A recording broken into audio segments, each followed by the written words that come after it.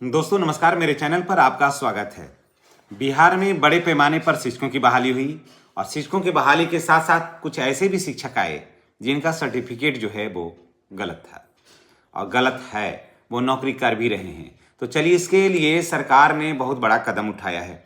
तो बिहार के सभी शिक्षकों के लिए ये वीडियो बड़ा ही महत्वपूर्ण होने वाला है, चाहे वो नियोजित हों, विशिष्ट हों, विद्यालय अध्यापक हों या बीपीएससी के माध्यम से TRE-1, TRE-2, TRE-3 में बहाल हुए हों।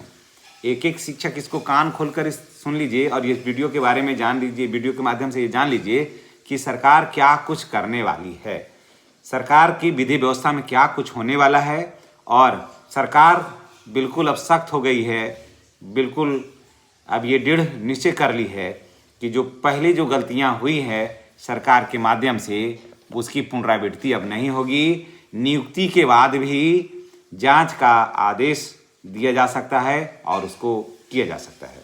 तो चलिए दोस्तों, मैं हूं संजीत कुमार और आपने देखना शुरू कर दिया है बिहार टीचर पॉइंट। चलिए हम बात करते हैं कि बिहार में फर्जी दस्तावेजों पर बहाल बिहार के बड़े पैमाने पर शिक्षकों पर कार्रवाई की जाएगी, चाहे वो शिक्षक TRE-1, TRE-2, TRE-3 की नियुक्तियों को फिर दोबारा जो की हुई है उसके सर्टिफिकेटों की जांच होगी और 1 महीने के अंदर। तो अगर आप TRE-1, TRE-2 या TRE-3 के शिक्षक हैं तो आप कान खोल करके सुन लें, ये आपके लिए वीडियो बहुत ही महत्वपूर्ण होने वाला है। और जो भी शिक्षक हैं विशिष्ट या नियोजित, उनके बारे में भी हम सूचना दे रहे हैं। सबसे पहले TRE-1 और TRE-2 के बारे में हम आपको दे रहे हैं। देखिए, बीपीएससी के माध्यम से जितने भी शिक्षक बहाल हुए हैं वो सब ऐसे नहीं हैं, लेकिन बहुत से ऐसे शिक्षक बहाल हुए जिनको बिहार में नहीं मिलना था रिजर्वेशन का लाभ। बिहार में जैसा कि सबको पता है कि 82 नंबर लाना यानी सिर्फ बिहार के महिलाओं के लिए ये लाभ है, दूसरे के लिए नहीं ये लाभ है।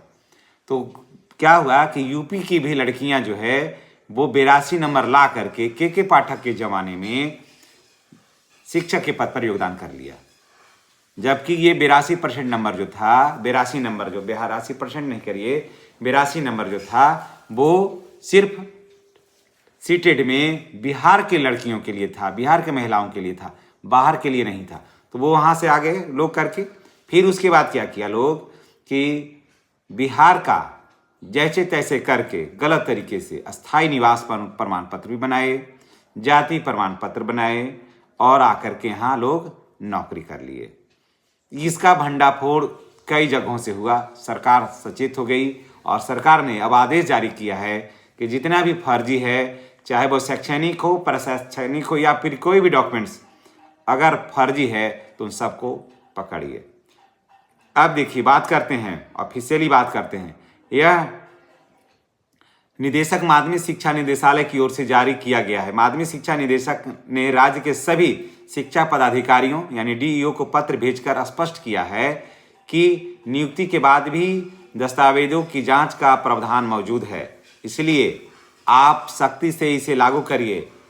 और पत्र में यह भी कहा गया है कि केवल शैक्षणिक नहीं बल्कि अनुभव प्रमाण पत्र को अलग से सत्यापित करिए, उसके साथ साथ उनका आवासीय चेक करिए, उनका जाति चेक करिए और कहाँ से ट्रेनिंग किए हैं वो सारा कुछ चेक करिए। और ये देखिए कि सीटेट का प्रमाण पत्र में उनका अंक क्या है, यानी कि उनका पूरा डॉक्यूमेंट्स ही खंगाला जाएगा, उनका पूरा जन्म कुंडली ही खंगाला जाएगा। तो ये सारा सिस्टम है, ये सारी बातें हैं।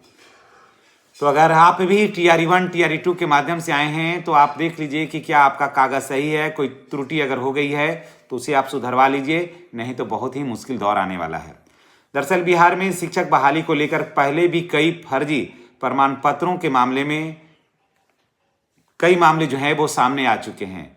उसमें इसी को ध्यान में रखते हुए अब शिक्षा विभाग ने ये कदम उठाया है। राज्य विद्यालय अध्यापक नियमावली के तहत नियुक्त प्राधिकार को यह अधिकार है कि नियुक्ति पत्र जारी करने के बाद भी डॉक्यूमेंट्स का वेरिफिकेशन कर सकता है। और जब तक कोई भी शिक्षक या कोई भी सरकारी सेवक नौकरी करता है तो उसके सर्टिफिकेट की जांच की जा सकती है, इसमें कोई दो राय नहीं है। तो उसी परिप्रेक्ष्य में सर्टिफिकेटों की जांच हो रही है। सभी जिला शिक्षा पदाधिकारी को निर्देश दिया है कि 1 माह के भीतर जो है ये सब करिए और रिपोर्ट दीजिए कि आपके यहाँ कितने शिक्षक हैं जो बीपीएससी के माध्यम से आए हैं, बिहार के कितने हैं, बाहर के कितने हैं और कौन किस कोटि से आए हैं, और उसके बाद कौन कौन सा सर्टिफिकेटों की जांच हो गई है और कितने सर्टिफिकेट सही हैं और कितने सर्टिफिकेट जो हैं वो संदिग्ध हैं। इसकी सूची 1 महीने के अंदर सभी डीओ को देना है। इसका मतलब साफ है कि आने वाले दिनों में जो शिक्षक नियुक्त हो गए हैं और उनका डॉक्यूमेंट्स में कुछ ना कुछ प्रॉब्लम है, उन पर खतरा मंडरा सकता है। खास करके उन लोगों का जो अभी तक गलत सर्टिफिकेट पर नौकरी कर रहे हैं या अपूर्ण दस्तावेज है, जैसे तैसे नौकरी कर लिए और डॉक्यूमेंट्स जो मांगा गया था वो डॉक्यूमेंट्स अभी तक जिला को उपलब्ध नहीं करवाए, नियोजन इकाई को उपलब्ध नहीं करवाए, तो आप देख लीजिए, हाथ पैर चला करके उसको पूरा कर दीजिए, नहीं तो फिर बहुत ही ज़्यादा परेशानी होगी। अब देखिए, अब यह फैसला जो है ना, ईमानदार और योग्य शिक्षकों के लिए राहत भरी खबर है। जो ईमानदार हैं, जो योग्य हैं, जिनका डॉक्यूमेंट सही है, क्योंकि एक के साथ सब कोई बदनाम हो जाता है, इसलिए जांच हो जाने से, पूरा बीपीएससी वाले का जांच हो जाने से ये मामला जो है ना वो समाप्त हो जाएगा और लगेगा कि बीपीएससी के माध्यम से जो भी शिक्षक आए हैं वो बिल्कुल सही और परफेक्ट है। नहीं तो संदेह का जो सुई जैसे नियोजित शिक्षकों पर घूमता है, विशिष्ट शिक्षकों पर घूमता है, भले यहीं से शिक्षक प्रधान शिक्षक के रूप में चले गए, वो उन पर भी घूम रहा है, तो यही शक की सुई बीपीएससी वाले पर भी घूम रहा है। तो ये समाप्त हो जाए तो ज़्यादा बेहतर है और शिक्षकों के हक में भी है। जहाँ ये शिक्षकों के हक में भी है, जो सही रहेंगे नौकरी करेंगे, जो गलत रहेंगे वो घर जाएंगे। और अब तो ये आ गया है ना कि जो घर जाएंगे तो अब ऐसे नहीं जाएंगे, जो ले लिए हैं, जो सुविधाएं उठाए हैं, जो वेतन उठाए हैं, वो सब धर के जाएंगे, समझ गए। जो पैसा कमाए हैं विद्यालय में, उसको विद्यालय में ही जमा करके जाएंगे, यानी कि रिकवरी होगा उनके खाते से और एफआईआर होगा दर्ज, वो अलग होगा। कारण कि सरकार पहले भी कही थी कि जो फर्जी हैं वो स्वेच्छा से चले जाएं तो ज़्यादा बेहतर है, नहीं तो आगे की कार्रवाई होना बिल्कुल तय है। तो अब कार्रवाई होगी दोस्तों, और सभी शिक्षकों का, सभी कोटि के शिक्षकों का डॉक्यूमेंट्स का वेरिफिकेशन होगा।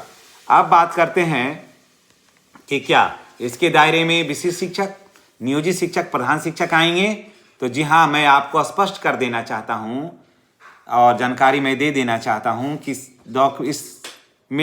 इस दायरे में सभी आएंगे, लेकिन ये जो है, ये जानकारी है वो नियोजित के लिए नहीं है, ये है बीपीएससी वाले का, वहाँ होगा। उसके बाद क्रमबद्ध तरीके, उसके बाद फिर देखिए, फिर नियोजित का है, उसके बाद विशिष्ट का है, उसके बाद विद्यालय अध्यापक का है। यानी कि जैसे जैसे जिनकी बहाली है कोटि के हिसाब से, नियोजितों का अलग होगा, विशिष्ट का अलग होगा, बीपीएससी वाले का अलग होगा, प्रधान शिक्षकों का अलग होगा, अलग अलग होगा, जिससे कि सरकार को जांच करने में आसानी हो और थोड़े थोड़े संख्या में जब शिक्षक रहेंगे तो सरकार को कठिनाई नहीं हो। अब ऐसे क्या होता, हौज पौज जो हो जा रहा था, वो सब, जो खिचड़ी बन जा रही थी, वो सब समाप्त हो जाएगा और दूध का दूध, पानी का पानी हो जाएगा। तो चलिए, ये जानकारी आपको कैसी लगी है कमेंट करके बताइएगा, और इस संबंध में आप क्या कुछ राय रखना चाहते हैं वो भी बताइएगा। इसी के साथ हम आपसे विदा लेते हैं। नेक्स्ट वीडियो में हमारी और आपकी फिर मुलाकात होगी। चैनल पर नए हैं तो चैनल को सब्सक्राइब करना नहीं भूलिएगा। जय शिक्षक, जय बिहार।